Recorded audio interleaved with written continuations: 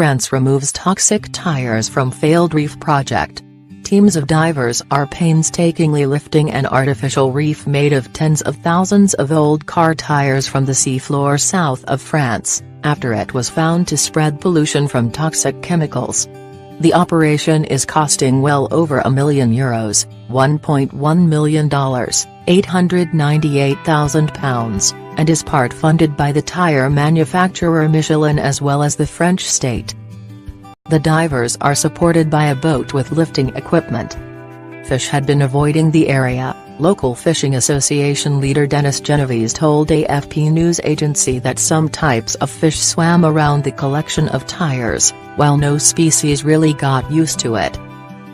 Once upon a time it was seen as a double solution, a way to get rid of old tires, while creating habitats for marine life and stimulating marine organisms to grow on the rubber.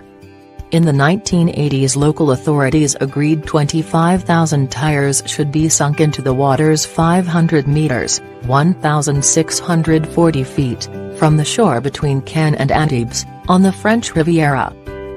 In 2005, researchers found the tires were leaking chemicals including heavy metals, a risk to human life, into the environment. In 2015, authorities told journalists the tires were thought to be completely inert and to present no risk at the time they were sunk. Another documented issue is that stacks of tires can collapse or disintegrate, disturbing life in the area. A first set of 25,000 tires was removed in 2015, with 10,000 set to be lifted in the coming weeks and more next year.